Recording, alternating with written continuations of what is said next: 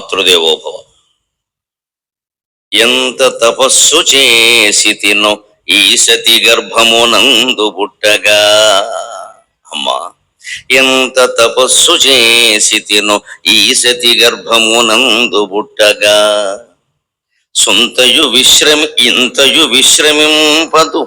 ఇంతయు విశ్రమింపదు మహీసతికి ఓర్పును ఓనమాల మేల్బంతిగా నేర్పు. ఎంత తపస్సు చేసి తినో ఈ సతి గర్భమునందు పుట్టగా. ఇంతయు విశ్రమింపదు మహీసతికి ఓర్పును ఓనమాల మేల్బంతిగా నేర్పు. కాళ్ళు తడబడ్డను బిడ్డను చేరవచ్చుగాని, ఇంతయు నన్ను రమ్మనదు. కాళ్ళు తడబడ్డను బిడ్డను చేరవచ్చుగాని, ఇంతయు నన్ను రమ్మనదు. ఏ గతిని మెరుణమ్ము నీగెదన్. ఎంత తపస్సు చేసి తినో ఈ సతి గర్భమునందు పుట్టగా. భగవంతుడు మన జీవితాన్ని మొత్తం మన చేతుల్లోనే పెట్టాడు, కంగారు పడక్కర్లేదు. వివేకానందుడు చాలా స్పష్టంగా చెబుతాడు, your destiny is in your hands అని. అది పక్కా నిజం. మన జీవితాలు మన చేతుల్లోనే ఉన్నాయి. మన ఆలోచన ప్రకారం, మన పద్ధతి ప్రకారం నడుస్తాయి. మనం ఎందుకు మాటికి కర్మ అంటామంటే మన ఆలోచన విఫలమైందని అంగీకరించడం ఇష్టం లేక, మనం విఫలమయ్యామో, మనం దెబ్బతిన్నాం ఇష్టం లేక ఎవరో నడిపిస్తున్నారంటాం. జీవితాన్ని నువ్వే నడిపించుకోమని చెప్పాడు భగవద్గీతలో చాలా స్పష్టంగా. నాదత్తేక చిత్ పాపంన చైవ సుకృతం విభు అన్నాడు. నీ పాపాలతో కానీ నీ పుణ్యాలతో కానీ నాకు సంబంధం లేదు, దానికి నువ్వు బాధ్యత వహించవలసిందే అని చెప్పాడు కర్మ సన్యాసి యోగంలో. ఇటువంటి మాటలు దాచిపెట్టేస్తారు చాలా మంది, ఎందుకంటే నచ్చవు జనానికి ఇవి. ఇవన్నీ నేను భరిస్తా అంటే నచ్చుతాయి, అందుకని అవి చెబుతారు. అవేం లేవు, చదువుకోండి, గ్రంథాలు, మూల గ్రంథాలు చదవడం తెలుస్తుంది. ఎందుకని మనం ఇంకా దుఃఖాలు పడుతున్నామంటే ఇవి తెలియకపోవడం వల్లే. తెలియటే మోక్షము, తెలియకపోవటే బంధము. భగవంతుడు బాధ్యత వహించడు, చాలా స్పష్టంగా చెప్పాడు. నా కర్మఫల సంయోగం స్వభావస్తు ప్రవర్తతే. నాకేం సంబంధం లేదే, నువ్వు చేసుకుని అన్నంటే వీటి ఊరికేనో కాపాడు, రక్షించమని, పాపాలు తీసుకోమని, పుణ్యాలు తీసుకోమని ఎవడో అడగడే. పుణ్యాలన్నీ నువ్వు పెట్టుకుని పాపాలు ఇస్తే నేను తీసుకుంటాను. ఇక్కడ అటువంటి పద్ధతి ఉండదండి. ఎవరి జీవితానికి వారు బాధ్యత వహించవలసింది. కానీ ఒక గొప్ప పని చేసింది ఏమిటంటే, ఆయన జీవితాన్ని మొత్తం మన చేతిలో పెట్టి దానికి మూలమైనటువంటి పుట్టుకని, అంతమైనటువంటి మరణాన్ని ఆయన చేతిలో పెట్టుకున్నాడు. ఈ రెండు మనం నిర్ణయించలేము. పుట్టుకని మనం నిర్ణయించుకోలేము, అంతాన్ని మనం నిర్ణయించలేము. మనమే నిర్ణయించుకుని ఆత్మహత్య చేసుకుంటే అంతకంటే మహాపాపం లేదన్న, దాన్ని మళ్ళీ అనుభవించాల్సింది, ఎక్కడికి పోయేది లేదు. ఆత్మహత్య చేసుకుంటే ఏం జరుగుతుంది అంటే, ఈ శరీరం ఏదో వదిలిపెట్టచ్చు, కానీ ఈ అంతం చేసుకున్న పాపంతో సహా మిగిలిన పాపాలు పుణ్యాలు ఏమైనా అన్నీ అనుభవించాల్సిందే. ఎక్కడికి పోదు, ఇంకా రెట్టింపు అవుతుంది వ్యవహారం. అంతకంటే ఏదో అనుభవించాడు మేము. ఈ రెండు పగ్గాలు ఆయన చేతిలో పెట్టుకున్నాడు, పుట్టుక మరణం. మిగిలిన జీవితం మనకి ఇచ్చాడు. ఇప్పుడు స్వేచ్ఛ ఎక్కడుంది? సరిగ్గా పశుపాశ విమోచని అని లలితా సహస్రనామానికి అర్థం అదే. పశుపాశ విమోచని అంటే దూడ కట్టిన తాడు వినిపించడం కాదు కదా. పశువు వరకటి జీవుడు, కానీ దూడతో ఎందుకు పోల్చాడు పశువు అని? దూడని పాలమ్మేటువంటి రైతు ఎవరైనా ఒక చిన్న కట్టుకొయ్య కట్టేస్తారు, కానీ దాన్ని గమనించడం స్వేచ్ఛ లేదు అన్నది ఉంది దానికి. ఆయన తాడు పెడతాడు, దానికి ఆ తాడు ఎంతవరకు పెడుతుందో అంతవరకు ఉంది స్వేచ్ఛ. అది దాటి పెట్టడం అంటే కుదరదు, కానీ అంతవరకు ఉందిగా. తాడు పొడుగ్గానే ఉంటుంది, మరీ కట్టుకోయికి పీకేసి ముడేయడు, చచ్చిపోతుంది. అది ఇంత పొడుగు తాడు ఉంటుంది, అది తిరగడానికి ఇస్తాడు, దానికి అవకాశం ఇస్తాడు, కానీ ఇంతకు మించి వెళ్ళొద్దు అంటాడు. వెడితే దానికి కూడా ప్రమాదం కదా. ఏ జంతువైనా తినేయచ్చు, తినకూడదు తినచ్చు, నాన్న కూడా అవుతుంది. అందుకని భగవంతుడు కూడా మన జీవితాన్ని మనం ఆ పరిమితంగా ఆ కట్రాటికి కట్టుబడినటువంటి పశువులాగా, దూడలాగా మనం నడిపించుకునే అవకాశం మనకి ఇచ్చాడు. ఆ పరిమితమైన ప్రదేశంలో ఆ దూడ ఎక్కడ తిరిగినా రైతుకి అభ్యంతరం ఏం లేదు, తిరగచ్చు. అంతవరకు పేడ వేసినా ఇబ్బంది లేదు, దాన్ని ఏమో తీసేస్తాడు, ఏమంటారు దాన్ని ఎందుకు వేసేయకుండా అది వేస్తుంది. కానీ అంతకు మించి దాటి వెళ్ళడానికి వెళ్ళలేదు. సరిగ్గా భగవంతుడు కూడా మన జీవితాన్ని పూర్తిగా, నాయన నీ ఆయుర్దాయం ఇది, నీ వ్యవహారం ఇది, నీ చేతిలో పెడతాను, నువ్వు చేసుకో అని పుట్టుక ఆయన చేతుల్లో పెట్టుకున్నాడు, మరణం ఆయన చేతుల్లో పెట్టుకున్నాడు. పుట్టుక మన ఇష్టం కాదు, మరణము మన ఇష్టం కాదు. మనం అనుకున్న నాడు మరణం రాదు. మనం అనుకున్నట్టుగా ఏ కుటుంబంలో పుట్టాలో ఆ కుటుంబంలో పుట్టాం. అందుకే తెలుగులో ఓ సామెత, అన్నీ తెలిసిన వాడు అమావాస్య నాడు పోతే ఏమీ తెలియని వాడు ఏకాదశి నాడు పోయాడు. ఆ సామెతలు ఎంత అందంగా ఉంటాయో నిజంగా నవ్వొస్తూ జీవితం అంతా అందులో ఉంటుందండి. ఆ సామెతల కోసమైనా భాషను నిలబెట్టుకోవాలి మనం. సామెతలోని ప్రత్యేక పాఠం ఒకటి, ఓ 10 సామెతల అర్థాలు చెప్పి నేర్పేలాగా 6వ తరగతి నుంచి 10వ తరగతి వరకు పెడితే వాడి జీవితంలో ఆత్మహత్య చేసుకోవడం ఖచ్చితంగా. తెలుగు సామెతల్లో అంత గొప్పతనం ఉంది. ఈ సామెత చూడండి ఉదాహరణకి. ఊరికి పుస్తకాలు చదివేసేసి నేనేదో జ్ఞాన్ని జ్ఞాన్ని అనడం కాదు, ఇంత చేసి వీడి అమావాస్య నాడు పోతాడు. ఏమీ తెలియకుండా మామూలుగా హరి హరి నారాయణ ఆది నారాయణ కరుణించి మమ్మేలో కమలలో చనుడ అని నాగల భుజాన్ని వేసుకుని చుట్టోట నోట్లో పెట్టుకుని వెళ్ళిపోతాడు, అడ్డపోక వేసుకుంటూ కూడాను. ఆ పొలంలో పని చేసుకుని మొత్తం పగలల్లా అలాగే ఉంటాడు. ఇంకా రకరకాల మాటలన్నీ మాట్లాడతాడు. ఆ భాష వేరు. ఇప్పుడు సరే పెద్ద పెద్ద నాయకులే మాట్లాడుతున్నారండి అది నేర్చుకుని. అందుకని తర్వాత మళ్ళీ సాయంత్రం అయ్యేసరికి ఇంటికి వస్తాడు, శుభ్రంగా వేడి నీళ్లు బయట నాపరాయి పెట్టుకుంటాడు, గోజుగొడ్డు పెట్టుకుంటాడు. రమణ మహర్షి అంత స్థాయిలో ఉంటాడు గోజుగొడ్డు పెట్టుకుని. అలా నిలబడతాడు శుభ్రంగా, ఎవడు చూడని ఏం గాని మూర్చిపోని అలాగే నీళ్లు పోసుకుంటాడు. బిందెని నీళ్లు కాగు నీళ్లు పోసేసుకుంటాడు. రాత్రి శుభ్రంగా పులుసుకు రసుకు తినేస్తాడు, పడుకుంటాడు. మళ్ళీ చుట్ట నోట్లో పెడతాడు, హరి హరి నారాయణ ఆది నారాయణ కరుణించి మమ్మేలో కమలలో చనుడా అంటాడు. వీడు ఏకాదశి నాడు పోతాడు ఖచ్చితంగా. వాడికి ఆ ద్వారాలు తెలుసుకోవాలంటే అంతే. ఇంకా అందుకని పుట్టుక మన చేతిలో లేదు. అందుకే ఎంత తపస్సు చేసేతనో ఈశతి గర్భమునందు పుట్టక. ఒక సంస్కారవంతమైన కుటుంబంలో, సంప్రదాయబద్ధమైన కుటుంబంలో, అందులో కాస్త 4 వేళ్ళు నోట్లోకి పోయేటువంటి కుటుంబంలో, అన్నపానానికి లోటు లేని కుటుంబంలో పుట్టాము అంటే మనం ఎంత అదృష్టవంతులో. అది కూడా లేని వాళ్ళు ఎంతమంది ఉన్నారు. మన చేతిలో ఉందో ఏమన్నా అది. ఇది కాకుండా పూటకి తడువుకునే కుటుంబంలో పుడితే మన బతుకులు ఏమయ్యేవి. అలాగే ఉండేవాళ్ళం కదా. అలాగే మరణం కూడా మన చేతిలో లేదు. కానీ ఈ రెండింటినీ జయించడానికి శివభక్తి ఒక్కటే మూల కారణం. ఇతర దేవతల ఎందు భక్తి కంటే రూపాలన్నీ అనేక రకాల రూపాలున్నా మన ధర్మం ప్రకారం అన్ని రూపాలు సమానమే. అయినా శివరూపం ప్రత్యేకత ఏమిటంటే శివుడి చేతిలో ఈ రెండు ఉన్నాయి, పుట్టుక మరణం కూడా. అందుకే కైవల్యాన్ని ఇవ్వగలిగిన వాడు శివుడు ఒక్కడే. ఈశాన్యంలో పెట్టమంటారు మన దగ్గర వాస్తు శాస్త్రంలో. దేవుణ్ణి ఇల్లు కట్టగానే ఈశాన్యంలో పెట్టుకొని దేవుణ్ణి అంటారు. ఇక్కడేం బరువులు పెట్టద్దంటారు. ఎందుకు? ఈ మైక్ సెట్ పట్టుకెళ్ళి ఈశాన్యంలో పెట్టండి, ఈ సింహాసనం ఈశాన్యంలో పెట్టండి, ఈ టీపాయి ఈశాన్యంలో పెట్టండి, ఏడాది చూడండి ఏమీ అవ్వదు, సుఖంగా ఉంటారు, ఇబ్బంది లేదు. ఇవి గుడ్డి నమ్మకాలు ఇవన్నీ. ఈశాన్యంలో బరువు పెట్టద్దంటే అది కాదు, ఏమీ కాదు. మా ఇంట్లో ఈశాన్యంలో నేను దేవుడు పెట్టితో పాటుగా పెద్ద బల్ల ఒకటి పెట్టాం. మా నాన్నగారి బల్ల పెట్టాం, ఎప్పటి నుంచో పెట్టాం, 10 ఏళ్ళుగా పెట్టాం. మాకు శుభాలే జరిగాయి, అశుభాలు జరగాల. బరువు పెట్టడానికి శుభానికి సంబంధంలా పిచ్చి నమ్మకాలు పెంచుకోవద్దు. ఈశాన్యం ఎందుకు బరువులు తగ్గించమంటారు, దేవుణ్ణి కూడా ఈశాన్యంలో ఎందుకు పెట్టమంటారు? అసలు దైవ పూజ దేనికి? అంతిమంగా మోక్షం పొందడానికి. మళ్ళీ భౌతిక సుఖాల కోసం, ఉద్యోగాల కోసం, పెళ్లిళ్ళ కోసం, పిల్లల కోసం కాదు. అది అంతిమంగా మోక్షం పొందాలి. అది ఆ మోక్షం ఇచ్చేవాడు ఈశ్వరుడు. ఆయన ఉండేది ఎక్కువ ఈశాన్యం. అందుకని ఈశాన్యంలో పెట్టమన్నారు. నువ్వు ఏ దేవుణ్ణి పెట్టినా ఈశాన్యంలో పెట్టా. నేను విష్ణుమూర్తిని పెడతానని ఆగ్నేయంలో పెడతానంటే కుదరదు, మొత్తం ఈశాన్యంలో పెట్టా. అయితే నువ్వు ఏ దైవ రూపాన్ని ఆశ్రయించినా మొత్తం మీద పొందవలసింది మోక్షం కాబట్టి, ఆ మోక్షాన్ని ఇచ్చేవాడు ఈశ్వరుడు కాబట్టి, ఈశ్వరుడు దిక్కు ఈశాన్యం కాబట్టి ఈశాన్యంలో పెట్టమన్నారు. అక్కడ బరువులు ఎందుకు పెట్టద్దన్నారు? మోక్షం కావాలంటే ఉన్న బరువులు బాధ్యతలు తగ్గించుకోవాలి కానీ కొత్త బరువులు పెంచుకోకూడదు కదా. అందుకని బరువులు పెట్టద్దన్నారు. మన వాస్తు శాస్త్రం తాత్వికం. దాన్ని గుడ్డి నమ్మకం చేసి వ్యాపారాలు చేయకూడదు. మట్టి కొట్టుకుపోతారు, మొహమాట లేకుండా చెబుతున్నాయి. ఇప్పుడు జరుగుతున్న వ్యవహారం అంతా అది. శుభ్రంగా ఇల్లు కట్టుకున్నాక ఎవరన్నా పిలుస్తారు, మొత్తం కూల్చేయమంటాడు. ఈ కిటికీ ఉండడం వల్ల మీ అబ్బాయి పరీక్ష తప్పాడు అంటాడు. ఏం లేదు, ఆ కిటికీలోంచి వీడు స్లిప్ అందించడం మర్చిపోయాడు, అందుకే తప్పాడు వాడు. ఇదివరకు మేము పరీక్షలు రాసే రోజుల్లో ఆ స్లిప్పులు అందించేవారు. అంటే నాకు అవన్నీ తెలియలేండి, మా ఫ్రెండ్స్ రాసుకునేవారు, స్లిప్పులు అందించేవారు. అందుకని ఆ కిటికీలోంచి స్లిప్ అందించడం వల్ల వీడి జీవితం పాడవారు, పరీక్ష తప్పాలి. కానీ కిటికీ వల్ల ఎప్పుడు పరీక్ష తప్పదండి.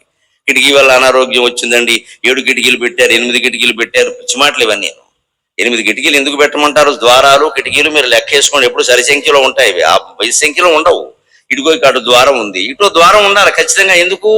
ఇటు నుంచి వచ్చిన గాలి ఇటు నుంచి వెళ్ళిపోవాలి. అందుకు కిటికీ ఎదురుగా కిటికీ ఉంది చూసుకోండి, సూర్యకాళ మందిరం చూసుకోండి, ఇదంతా వాస్తే. దీని వాస్తు బాగుండబట్టి మనం సహస్రావధానం చేసాం ఇక్కడ. కిటికీలన్నీ ఎదురుగా ఉన్నాయి చూసుకోండి. ఎదురుగా ఎందుకు ఉంటాయి? ఇక్కడి నుంచి గాలి వస్తే అక్కడి నుంచి గాలి వెళ్ళిపోవాలి. అంటే అర్థం ఏంటి? కిటికీలు తెరిచిపెట్టాలి. మనం కిటికీలన్నీ సంఖ్య ప్రకారం పెడతాం, మొత్తం మూసేస్తాం. ఇంకెందుకు వాస్తు నీ తలకాయ? వాస్తు కిటికీలు తెరవమనా మూసేయమనా? కిటికీ పెట్టామంటే ఎలాగండి? ఎప్పుడు మూసేసి కిటికీలు ఉండే బదులు గోడ ఉండవే మంచిది. దానికి మళ్ళీ ఒక అన్నం ఎందుకు, ఒక కమ్మి ఎందుకు, మళ్ళీ చెక్క మొక్కలు ఎందుకు, దోమ తెర, మళ్ళీ పెద్ద తెర, ఇన్ని తెరలు పెట్టేటప్పుడు ఇంక కిటికీ ఎందుకు? తెరిచి ఉండడానికే కిటికీ. ఎప్పుడైనా గట్టిగా వాన కురిస్తే మూసుకో, ఎప్పుడైనా గట్టిగా ఎండ కాస్తే మూసుకో, మరీ చలిగాలి ఎక్కువగా ఉంటే మూసుకో, మిగిలినప్పుడు తెరిచే ఉండాలి. 24 గంటలు తెరిచే ఉండాలి. రాత్రి కూడా దోమల బాధకో మరో దానికో మూస్తే రాత్రి మూసుకో. మనం ఏం చేస్తున్నామంటే ఎప్పుడూ మూసేసి ఉంచి ఇంక తప్పనిసరైన పరిస్థితుల్లో 6 నెలలకు తీస్తాడు. ఆ చెడత రాదు, ఈ పిడత తీసాడు కాబట్టి. తీసిందో పెడత, వచ్చేది చెడత రాదు అది. ఎందుకంటే 6 నెలల బట్టి నువ్వు తీయలేదు దాన్ని. కిటికీ ఉన్నది తీయడానిక ముగిడానిక? మన వాస్తుని ఇలా తగలబెట్టేసాం మొత్తం అంతా. అసలు దాని సౌకర్యం, ఇంజనీరింగ్ సౌకర్యాలు సమస్తం వదిలేసి ఈ పిచ్చి నమ్మకం ఇప్పుడు పట్టుకున్నాం. ఏంటంటే కిటికీలు లెక్కన బట్టి, ద్వారబంధాలు లెక్కన బట్టి మన జీవితం ఉంటుంది. అసలు ఎంత ఆత్మవిశ్వాసం లేకుండా ఉన్నామంటే తలుపులు చక్రం నిర్ణయిస్తాయి మన జీవితాన్ని. మన జీవితాన్ని తలుపులు నిర్ణయించవండి, తలపులు నిర్ణయిస్తాయండి. వేమన్న యోగి చెప్పిన మాట, మన తలపులు నిర్ణయిస్తాయండి, తలుపులు నిర్ణయించవండి. తలలు బోడులైనా తలపులు బోడులా అన్నాడు ఆయన. అంతిమంగా చేయవలసింది తపస్సు. అది ఈశాన్యంలోనే. బరువులు ఎందుకు పెట్టద్దన్నారు? మీరు ఆలోచించండి. ఈశాన్యంలో మీరు పూజ చేసుకునేటప్పుడు అక్కడ ఏదైనా బీరువా ఉందనుకోండి, మగాడు ఏదో సంధ్యావందనం చేసుకోండి, ఆడాళ్ళు వచ్చి అక్కడ మొత్తం బీరువా టక్కమని తీస్తే వీడు దృష్టి అటు వెళ్ళింది. పైగా ఎందుకు తీస్తారు? బట్టల కోసం తీస్తారు. అప్పుడు కనుక చూస్తే రకరకాలుగా ఉంటుంది వ్యవహారం. వీడు సంధ్యావందనం పోయింది. సంధ్యావందనం ఆచరింపదగున చౌషీది బంధంబులని తిరుపతి వెంకట కవుల సమస్య గుర్తొస్తుంది. అందుకే బరువులు పెట్టద్దు. ఓ రైతు ఇంట్లో ఆ ఈశాన్యంలో ధాన్యం బస్తాలు పెట్టారనుకోండి, ఎలకొచ్చి పరపర పరపర పర కొడుతుంది. ఇంక వీడికి పరంపర ఎక్కడది? ఇంకా ఇదే సరిపోయింది, జపం లేదు. నువ్వు ఏ బరువు పెట్టినా అంతే. దానికోసం అక్కడ ఏదో బరువు బట్టల మూట పెట్టామనుకోండి, వెంటనే వాషింగ్ మెషిన్ లో వేయాలి, బట్టలు తీయాలని చెప్పి బట్టలు తీస్తారు. ఆ మాసిన బట్టలే వీడి మొహం మీద పడతాయి. వీడికి పూజ ఎందుకు? ఇంకా నువ్వు ఏ బరువు పెట్టినా అక్కడ ఇబ్బంది. పైగా మన దృష్టి దాని మీద వెళ్ళిపోతుంది. మన దృష్టి, నేను అందుకే మా నాన్నగారు బల్ల పెట్టాను అక్కడ. ఆయన బతుకున్నంత కాలం 60 ఏళ్ళు వాడిన బల్ల. ఆ తర్వాత ఏదో మా అన్నదమ్ములు పంచుకుంటే, నాకు వద్దురా బాబు, నాకు ఈ బల్ల ఒకటి ఇచ్చేయండి, మిగిలిన తర్వాత చూద్దాం ఆయన గుర్తుగా. దాని మీద మళ్ళీ ఊరికే పెట్టలేదు. దాని మీద మళ్ళీ ఆవిడ పూజ చేసుకునే దేవతలందరూ, అది ఒక పెద్ద కాన్ఫరెన్స్ హాల్ అది ఉంటుంది అక్కడ. మొత్తం ఆవిడ బాబు అనుకునేవాడిని అన్నవరం దేవుడు వాడు పుట్టిల్లు కదా, అందుకని వాళ్ళు ఇలవేలుపు మిగిలినవన్నీ అక్కడక్కడ దేవతా విగ్రహాలు ఉంటాయి. అవి ఆ పక్కనే ఉంటే ఇంకా కింద నాకు పెట్టుకుంటుంది. ఖచ్చితంగా చేసుకుంటాం. దివాళి అక్కడే ఉంది పెద్ద బరువు. మరి బరువు పెట్టద్దు అన్నదాని ఆంతర్యం అర్థం చేసుకోవాలి. ఆ బరువు వల్ల ఏదో అయిపోతుంది, కొంపలు అంటుకుంటే ఇంట్లో ఏదొచ్చినా సరే దాని మీద తోసేయడం పట్టుకెళ్ళి మన బుద్ధులను వదిలేసి. అందుకని శివభక్తి కనుక మనకు ఉంటే, తపస్సు కనుక మనం జపం రూపంలో చేయగలిగితే, పుట్టుక మరణం రెండూ తన అధీనంలో పెట్టుకున్న శివుడు మనకి జనన మరణ రాహిత్యమైన మోక్షాన్ని ఇస్తాడు. ఎందుకంటే జననానికి కారణం మన్మధుడు. మన్మథ భావాలు లేకుండా, కామభావాలు లేకుండా ఎవరికి సంతానం కలగదు కదా సృష్టిలో ఏ జీవరాశికి. అందుకని జననానికి కారణం మన్మథుడు, మరణానికి కారణం యముడు. ఈ ఇద్దరిని గుండెల మీద తన్నిన వాడు శివుడు ఒక్కడే. అది పౌరాణికంగా కూడా పెద్ద సాక్ష్యం. జననానికి కారణమైన మన్మధుడిని కాల్చి బూడిద చేసిన వాడు, మరణానికి కారణమైన యముడిని గుండెల మీద తన్ని నా భక్తుల జోలికి వస్తే తోలు తీసేస్తాను రా అన్నవాడు శివుడు ఒక్కడే. అందుకని జనన మరణ రహితమైన కైవల్యాన్ని ఇవ్వాలి అంటే శివుడే ఇవ్వాలి. అది ఈశ్వరుడు ద్వారానే సాధ్యం.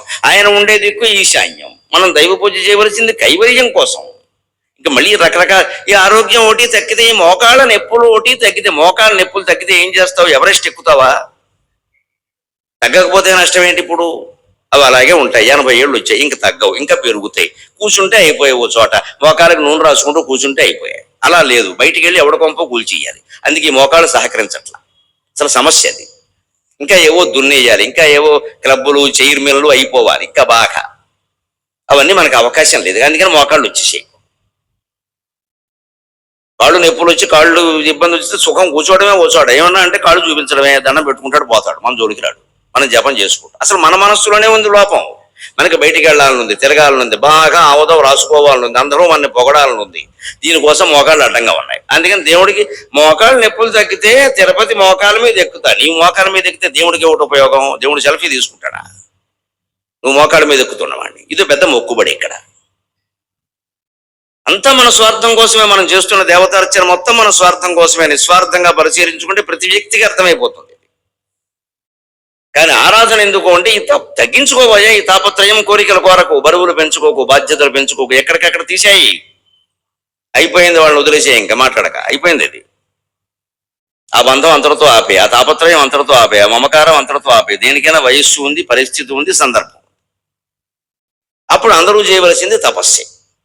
ఆ తపస్సుకు మూలం ధ్యానం, ధ్యానానికి మూలం స్మరణ, భగవన్నామ స్మరణ.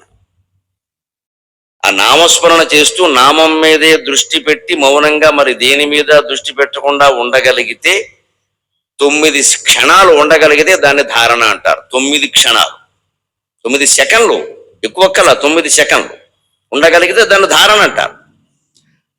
7-9 సరిగ్గా 7 సెకండ్లు ఉండగలిగితే దాన్ని ధారణ అంటారు. 7 ఏళ్ళు 49 సెకండ్లు ఉండగలిగితే ధ్యానం అంటారు. ఒక్క నిమిషం సుమారుగా 49 సెకండ్లు, ఓ 11 సెకండ్లు తక్కువ అనుకోండి, ఉండగలిగితే దాన్ని ధ్యానం అంటారు. ఆ 7:49 5 నిమిషాల 43 సెకండ్లు అంటే సుమారుగా 6 నిమిషాలు ఉండగలిగితే దాన్ని సమాధి అన్నారు. ఏకంగా మేము ఒక్క కళ్ళం గంట ధ్యానం చేస్తున్నాం, 2 గంటలు ధ్యానం చేస్తున్నాం, దానికి ధ్యాన శిక్షణా శిబిరం పెట్టారు, మాకు వారే నేర్పి, ఇదంతా పరధ్యాన శిబిరాలు ఇవన్నీ. అసలు సామూహికంగా ధ్యానం ఎప్పుడూ కుదరదు. పక్కన ఇంకోటి ఉన్నాడంటే పరధ్యానం అంటారు, దాన్ని ధ్యానం అనరు. ఎందుకంటే వీడి ధ్యానానికి కూర్చోగానే పక్కవాడు ఎవడో రాకపోతే మీరు నిన్న ధ్యానానికి రాలేదే, అయిపోయింది వీడి ధ్యానం, వాడు ఎందుకు రాలేదని ఆలోచిస్తున్నాడు. వీడికి ధ్యానం మీద లేదు దృష్టి, ఆ వచ్చిన వాళ్ళ మీద ఉంది. అది మగాళ్ళైతే ఒక దృష్టి, ఆడవాళ్ళైతే 2 దృష్టిలు ఉంటాయి. ఇదే అంటే మన ధ్యాన శిబిరాల లెక్క. ఇంతమందిని కూర్చోబెట్టి ముక్కు మోయించి మూతి మోయించి పెద్ద కార్యక్రమం పెట్టి దానికి 15,000 వసూలు చేసేసి అవన్నీ వసూలు చేసి బ్రహ్మాండమైన శిబిరాలన్నీ జరుగుతున్నాయి. అంతర్జాతీయంగా దేశీయంగా మైనర్ బాలికలు అత్యాచారానికి గురవుతున్నారండి ఇదే దేశంలో. ఏమైపోతుందో తెలియదు. ఇదంతా దయా దాక్షిణ్యాలు లేని ప్రపంచం వచ్చింది. అంతా మనం పూజలు చేస్తున్నాం. ఇందులో ఎవ్వడు ఈ అత్యాచారాలు చేసిన వాడిని, నేరాలు చేసిన వాడిని వీళ్ళు పరకరించడం, ఎవ్వడు 2 బొట్లు తక్కువ పెట్టడు, ఎవ్వడు 2 పూట్ల గుళ్ళో కలిగిన వాడు లేడు. ఇందులో పుణ్యతీర్థాల్లో మునగనవాడు లేడు. వాళ్ళే చేస్తున్నారు ఇవన్నీ. ఎందుకు వస్తోంది అది ఈవేళ కథాంశం, ఈవేళ రేపు కూడా. అందుకే హరవిలాసంలో నేను 2వ కథాంశంగా కిరాతార్జునీయాన్ని ఎంచుకున్నాను. కిరాతార్జునీయం అనగానే భారవి కావ్యం గుర్తొస్తుంది, కానీ అది అప్రస్తుతం. అది ముట్టుకుంటే చాలా పెద్ద కథ. నేను శ్రీనాథుడి కిరాతార్జునీయాన్నే తీసుకుంటా. అందుకే హరవిలాసంలో కిరాతార్జునీయ ఘట్టమే తీసుకుంటాను. విచిత్రం ఏమిటంటే కిరాతార్జునయం రేపు అర్జున కిరాతయ్యం కింద మారుతుంది. అది చూస్తా. ఇవాళ కిరాతార్జునయం రేపు అర్జున కిరాతయ్యం అవుతుంది. ఎందుకు అవుతుందో దాని మార్పు ఏమిటో చూస్తాం. తద్వారా మనం ఏం గ్రహించాలో కూడా తెలుసుకుంటాం, కేవలం కథాంశం చెప్పుకుందుకు కాదు. శ్రీనాథుడి యొక్క అద్భుతమైన పద్య విలాసం నిన్న మొన్న మీరు కొద్దిగానే రుచి చూశారు. ఈవేళ పూర్తిగా రుచి చూస్తాం. ఈవేళ పూర్తిగా శ్రీనాథుడి పద్యాలే ఉంటాయి. ఎందుకంటే ఉమా కళ్యాణం విషయంలో, పార్వతి తపస్సు విషయంలో ఆయన కాళిదాసుని అనువాదం చేశాడు. అందుకని మూలంలోకి వెళ్ళి చెప్పక తప్పలా. అవి ఏం చెప్పినా అవి ఆయన భావాలు అనుకుంటారు, చెప్పకూడదు అలాగా. ఎప్పుడైనా మనం ఇంకొకరి పద్యం చెబుతున్నామంటే ఖచ్చితంగా పేరు చెప్పాలి. చెప్పకపోతే అంతకంటే పాపం లేదు. దాని కాపీరేట్ ఉంటుంది లెక్క, గ్రంథచౌర్యం చేసినట్టు లెక్క. వేదిక మీద ఏ పద్యం చదివినా, త్యాగరాజ కీర్తన చదివినా సరే త్యాగరాజ కీర్తన చెప్పండి, నష్టం ఏమిటి? ఎందుకంటే ఈవేళ పిల్లల్లో త్యాగరాజు తెలియని వాళ్ళు ఉన్నారు, కీర్తన తెలియని వాళ్ళు. చెప్పాలి. అన్నమయ్య కీర్తన అంటే అన్నమాచార్య, ఇప్పుడు అన్నమాచార్య కీర్తన రాగం తాళం అని చెప్తారు కదా, చెప్పాలి. రచయితల పేర్లు చెప్పడం పెద్ద దౌర్భాగ్యం. సినిమా పేరు చెప్తారు, నటించేవాడు చెప్తారు, సంగీత దర్శకుడు పేరు కూడా చెప్తారు, రచయిత పేరు చెప్పండి. వాడు అడుగు తినేవాడు అయిపోయాడు ఇవాళ, కష్టపడి రాసినవాడు. 3 చోట్ల నేనున్న వేదికల మీద, నేనున్న సభల్లో పాటలు పాడేసి ఆ పాటల పేర్లు చెప్పకపోతే నేను చెప్పించా. ఇది జొన్నవిత్తుల వారు రాశారు, ఇది సీతారామ శాస్త్రి రాశాడు, ఇది చెప్పండి, ఇది ఇంద్రగంట శ్రీకాంత్ శర్మ రాశాడు, చెప్పండి, నేను చెప్పించా. అదేమిటండి, వాళ్ళు మహానుభావులు, వాళ్ళు కూర్చుని నిద్ర లేకుండా వాళ్ళు పాటలు రాస్తే వాళ్ళ పాటలు మనం పాడేస్తాం, పేరు చెప్పమా? ఆ మాత్రం హక్కు ఉండదా రచయిత? సృష్టి రచయిత కదా, తర్వాత కదా మీరు సంగీతం కట్టినా సంసారం కట్టినా. పాట రాయకపోతే ఏం కడతారు? అందుకని రచయిత హక్కు అది. అందుకని ఖచ్చితంగా అక్కడ కాళిదాసునే ఈయన అనుకరించడం వల్ల, నేను నిన్న మొన్న కూడా కాళిదాసు శ్రీనాథుడినే తీసుకుని ప్రధానంగా ఉన్నప్పటికీ కాళిదాసు చెప్పాం, ఇతరుడు చెప్పాం. ఇవాళ పూర్తిగా కథాంశం అంతా కిరాతార్జునయం పేరు మీద శ్రీనాథుని యొక్క పద్యాలే ఉంటాయి. ఏనుగు ఘీంకరించినటువంటి శ్రీనాథుని పద్యాలు తపస్సు రూపంలో ఎలా ఉంటాయో ఇప్పుడు చూస్తాం. అందుకే నేను ఎంత తపస్సు చేసితునో అనే పద్యంతో మొదలు పెట్టాను మా అమ్మ ప్రార్థన. ఆ తపస్సు చేయవలసిన అవసరం పాండవులు వనవాసం చేస్తూ ఉండగా అర్జునుడికి వచ్చింది. అది కూడా శ్రీకృష్ణ పరమాత్మ, వ్యాసుడు ఇద్దరూ చెప్పగా వచ్చింది. వీళ్ళు 12 ఏళ్ళు వనవాసం చేస్తూ ఉంటే మామూలుగా కాలక్షేపం చేసేస్తున్నారు. అక్కడికి కృష్ణ పరమాత్మకి అనుమానం వచ్చింది, ధర్మరాజుని ఇలాగే వదిలిపెడితే మళ్ళీ పేకాడేస్తాడు ఈయన. ఇక్కడ రాజ్యంలో ఉన్నప్పుడే ఆడేశాడు, ఖాళీగా ఉన్నప్పుడు ఆడ్డా, ఉద్యోగం ఉన్నప్పుడు పేకాడిన వాడు ఉద్యోగం లేనప్పుడు ఆడ్డు, అదే ఉద్యోగంగా ఆడేస్తాడు. అందుకని ఇక్కడ ఏం లేవు, ఈ అడవి ఎవరితో కూడా ఇది ఎవరికో అమ్మేస్తాడు ఈయన అని ఎందుకు వచ్చిందని బృహదశ్వ మహర్షిని, మార్కండేయ మహర్షిని వీళ్ళందరినీ ప్రార్థించి మీరు ధర్మరాజు దగ్గరికి వెళ్ళి పొద్దున్న 9 to 6 ఊపిరాడకుండా కథలు చెప్పండి అని చెప్పి మొత్తం అరంజపర్వం అంతా కథలు. రామాయణం మళ్ళీ వస్తుంది భారతంలో, రామాయణం మళ్ళీ వస్తుంది, మొత్తం రామాయణం అంతా. ఎందుకంటే ఈ ధర్మరాజు గారికి ఆంగ్లంలో చెప్పాలంటే సెల్ఫీ పిటీ ఎక్కువ, స్వయం సానుభూతి. నేను అంత దుఃఖాలు ఎవరూ పడలేదు, నాదే దురదృష్టకరమైన జీవితం. మనలో కూడా అంటారు ఏడుపు మొహాలు. ఏడుపు మానేమని చెప్పాలి వాడిని. ఎవడైనా రాగానే దుఃఖాల గురించి చెప్పద్దు అసలు. నా అంత కష్టాలు ఎవరూ పడలేదు, మాకు వచ్చిన దుఃఖాలు ఎవరికి రాలేదు. సుఖాలు చెప్పండి ఎదుటి వాడు వస్తే. దుఃఖాలు చెప్పడం ఏంటండి? వాడు కూడా ఏదో దుఃఖాలు రావడానికి. సానుభూతి, సానుభూతి. మన జీవితం అంతా సానుభూతి. ఎదుటి వాళ్ళు అసూయ పడేలేనా బతకాలి, కానీ సానుభూతి పడుతూ బతకూడదండి. అది నీచమైన జీవితం అండి. ఇది అసూయ పడేలా బతకాలి. మనం దెబ్బలాడుతూ బతుకుతాం, ఏం పర్వాలా పౌరుషంతో. వాళ్ళ సానుభూతిని మనం ఆశించదు అసలు. అది హీనమైన బతుకది. వాడు సానుభూతి చూపించడం కోసం ఏదో చెబుతున్నాం, ఎక్కలేదు. ఎవరైనా అడిగితే లేదు, ఆరోగ్యం వల్ల మన బ్రహ్మాండంగా ఉంది, నీకు ఎలా అని చెప్పు, అంతే. అంతేకాని నిన్నటి వరకు బాగానే ఉంది, ఈ వేళ ఏమిటో అన్నది. ఇంకా ఇప్పుడు బాగానే ఉంటుంది, పోతే పోతాం, ఒకటే దెబ్బ. వాడికి చెప్పాల్సిన పని లేదు మన కర్మ గురించి. ఇంకా వాడేవో 100 రకాల మందులు చెప్పడం, ఇక్కడ వాడేవో మానేసి అది మొదలెట్టడం కొత్తగా. ఈ స్వయం ధర్మరాజు కూడా ఉన్న వ్యాధిది, ఈ స్వయం సానుభూతి. ఎవరు వచ్చినా సరే ముందు ఆయన అడిగేది ఏమిటంటే, నా అంత కష్టాలు పడిన వాళ్ళు ఎవరున్నా? మరి సృష్టింతోనే ప్రారంభమైంది ఇక్కడ. అదే మార్కండేయ మహర్షి గొళ్ళుమండి, ఏం పడ్డావయ్యా నువ్వు? కావాలని పేకాడావు, వనవాసం వచ్చింది. ఏమీ చేయకుండా రామచంద్రమూర్తికి వనవాసం వచ్చిందయ్యా. పొద్దున్న 10ంటికి పిలిచి పట్టాభిషేకం అన్నారు, రాత్రి 10ంటికి పిలిచి వనవాసం అన్నారు. మారు మాట్లాడకుండా రెండింటిని ఒక్కటిగా భావించి వెళ్ళిపోయాడే. అందుకని ఇప్పటికీ జగత్తు రామనామం రామనామం రామనామం అని 1,000 సార్లు రాసి చెప్పిస్తున్నారే. నీ నామానికి ఆ యోగం ఉందా అన్నాడు మహర్షి స్పష్టంగా. ఎందుకుంటుందండి? ధర్మరాజు రామం రాస్తాం, మనం రామనామమే రాస్తాం. ఎందుకుంది అంటే ఆయన ఎలా భావించాడు? అవని సింహాసనంబు అవని పాలనం అవని పాలన కూడా అడవి పాలైనను చెక్కు చెదరని ఎట్టి చిత్రనామము. ఎక్కడో అవధానంలో చెప్పవలసి వస్తే రామనామం గురించి చెప్పినమాట.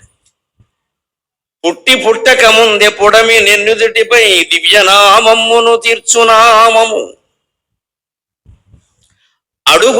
అడుగకుండగముని ఆశ్రమమునకేగి రాతి నాతిని జేయు రమ్యనామము. అవని పాలనయైన అడవి పాలైనను చెక్కు చెదరని ఎట్టి చిత్రనామము. అబ్జిదాటెడు వేళ ఆంజనేయుని మనో వీచిలో వికరించు విష్ణునామము. అఖిల కష్ట ప్రపంచము నణచివేయు సర్వకార్యక సాధకము చాపమము. సర్వకార్య ప్రసాదము చాపమము. నాటి గాధేయు నుండియు నేటి గాంధీ వరకు, నాటి గాధేయు నుండియు నేటి గాంధీ వరకు రామనామమే దిక్కు ధరకు మనకు.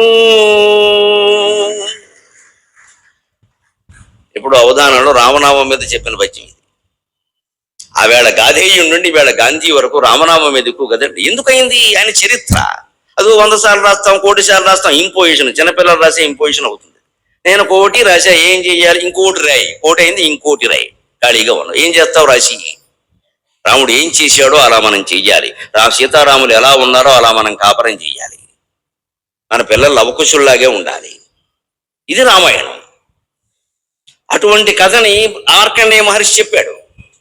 ఎందుకని నువ్వేదో కష్టాలు పడ్డానంటే వాడు ఏమీ చేయకుండా వచ్చిందయ్యా కష్టం రామచంద్రమూర్తికి. ఎవరిని నిందించలేదు, కైకెన గాని భరతుండు గాని వెళ్ళిపోయాడు. అందుకని ఊరికే ఎంతసేపు నేను కష్టాలంటావు, నేను పడ్డాలి కష్టాలు పడ్డాలంటావు ఏమిటే, ఈ సానుభూతి వేషాలు మానయి అని రామాయణం మొత్తం చెప్పాడు. ఎర్ర ప్రగడ అరంజపురంలో 350 పద్య గద్యాలు రాశాడు రామాయణం. మళ్ళీ మొత్తం రాశాడు. ఇలాగా ధర్మరాజుకు కాలక్షేపం. శ్రీకృష్ణుడు ఏం చేయాలంటే వెంటనే అర్జునుడు ఇలా కాలక్షేపాలు చేసే రకం, కథలు వినే రకం కదా. ఆయన కథ నడిపే నాయకుడు, ఆయన కథానాయకుడు. అందుకని అర్జునుడిని పిలిచిన ఆయన సమయం వృధా చేయకు, 12 ఏళ్ళు ఇప్పటికీ అయిపోయింది, 10 ఏళ్ళు, పద వెళ్ళు తపస్సు చేయి అన్నాడు. ఎవరి గురించి చేయాలో చెప్పలా. అదే గురువు అంటే. ఎప్పుడు గురువు మన దగ్గర పెట్టుకుని చిటికిన వేలు పట్టుకుని నడిపించాలని కోరుకోకూడదు. ఎంతకంటే మూర్ఖుడు ఉన్నాడు. నేను జీవితాంతం వారినే గురువుగా నమ్ముకున్నానండి, వారినే అనుసరిస్తున్నానండి, ఇంతకంటే మూర్ఖత్వం ఉండదు. వాడు మునగడం ఖాయం, వీడిని ముంచేయడం ఖాయం. నడుస్తున్న మార్గం, నడిపిస్తున్న మార్గం సరైందో కాదో ఎప్పటికప్పుడు ఆత్మవిమర్శ చేసుకోవాలి. గురువు చెప్పడం దాన్ని మనమే తెలుసుకోవాలి. అందుకే మన జీవితం మన చేతుల్లో ఉంది, ఎవరి చేతుల్లో లేదు. కంగారు పడక్కర్లేదు, భయపడక్కర్లేదు. మనమే నడిపించుకోవాలి ఖచ్చితంగా. గురువులు కానీ, పుస్తకాలు కానీ, గుళ్ళు కానీ, గోపురాలు కానీ మన జీవితాలు నడిపించం. మన జీవితానికి మనం బాధ్యత వహించవలసిందే, నడుపుకోవాల్సిందే. బాధ్యత వహించడం ఇష్టం లేని బలహీనుడే ఈ మాట మాట్లాడతారు. వారు నడిపిస్తారు, వీరు నడిపిస్తారు, నేను దాన్ని నమ్ముకున్నా, దేన్ని నమ్ముకున్నా సుఖం లేదు, నువ్వు నమ్ముకోవాల్సిందే. నువ్వు ఎలా నడుస్తున్నావు నువ్వు చూసుకోవాల్సిందే. గురువులు కూడా తోసేస్తారు మనని పక్కకి. కొత్త శిష్యుడు దొరకగానే పాత శిష్యుడిని వదిలేస్తారు. ఎందుకంటే వీడు 25,000 ఇచ్చాడు, వాడు 50,000 ఇచ్చాడు. అటువంటి గురువులే ఉన్నారు ఈవేళ. ఇది వాళ్ళని ఎక్కడ నమ్ముతామండి అర్థం లేకుండా. అందుకని అర్జునుడికి తపస్సు చేయమని చెప్పాడు. ఎవరి గురించి చేయాలో చెప్పరా అంటే నువ్వు నిర్ణయించుకో. ఎవరి గురించి ఏమంట, ఏ టైంలో చెయ్యాలి, మధ్యలో ఏమైనా విరామం తీసుకో, ఇవన్నీ చెప్పరండి ఎవరు. ఈ పిచ్చి ప్రశ్నలు అర్జునుడు వేళ కృష్ణుడు చెప్పరా. తపస్సు చేయి, పాశుపతాది దివ్యాస్త్రాలు సంపాదిస్తే తప్ప కుదరదు అని చెప్పాడు. ఎందుకు అంటే మీ అన్నగారు ఏదో అంటాడు, శాంతి కుదిరే పనిగా దుర్యోధనుడి స్వభావం నాకు తెలుసు. యుద్ధం జరిగి తీరుతుంది అర్జున, ముందు నుంచి జాగ్రత్తగా ఉన్నాడు. యుద్ధమే జరగకపోతే ఆయుధాలకి దీపావళి నాడు నూనె రాసి బయట ఎండ పెట్టుకుంటాం. విజయదశమి నాడు అమ్మవారి దగ్గర పెడతాం. యుద్ధమే జరిగితే ఆయుధాలు ఉపయోగిస్తాం. అంతేగాని ఆయుధాలు సేకరించి పెట్టుకోవాలి వద్దా. అగ్ని క్షిపణిని మహానుభావుడు అబ్దుల్ కలాం ఎందుకంటే అంత కష్టపడి కనిపెట్టింది, ప్రయోగించే అవసరం వస్తుందనే కదా. రానప్పుడు ఎందుకు కానీ కావాలని ప్రయోగిస్తామా, అవసరమైతే ప్రయోగిస్తాం. భారతదేశం ఎప్పుడూ శాంతి సూక్తాలే చదువుతుంది, అవసరమైతే అగ్ని సూక్తం చదవడానికి వెనకాడదు. అదే పౌరుషం అంటే. అగ్ని సూక్తం చదవాలంటే అగ్ని ఉండాలా వద్దా? అగ్ని వెలిగించకుండా సూక్తం చదవరు కదా. అంటే మనం ఎప్పుడు శాంతి మంత్రాన్నే పఠిస్తాము, శాంతినే కోరుకుంటాం. లోకమంతా శాంతిగా ఉండదండి. వచ్చి బుర్ర పగల కొడుతుంటే కొట్టుకో నమః అహింస పరమో ధర్మగా ఇంకోసారి కొట్టుకో అంటావా? చేతకంతనం కాదా అది? మన వ్యక్తిగత జీవితంలోనేనా, సామాజిక జీవితంలోనే చేతకంతనమే అది. ఎలా అహింస పరమో ధర్మగా అవుతుంది? ఖచ్చితంగా వ్యక్తిగానే అవుతుందేమో, రాజ్యానికి కాదండి. అందుకే బౌద్ధం విఫలమైపోయింది. ఎక్కడ ప్రపంచం లేదు, ఊరికే నామకి వాస్తే ఉంది. వాళ్ళు ఏం పాటించట్లా, అందరూ యుద్ధాలు చేస్తూనే ఉన్నారు. కుదరదు అది.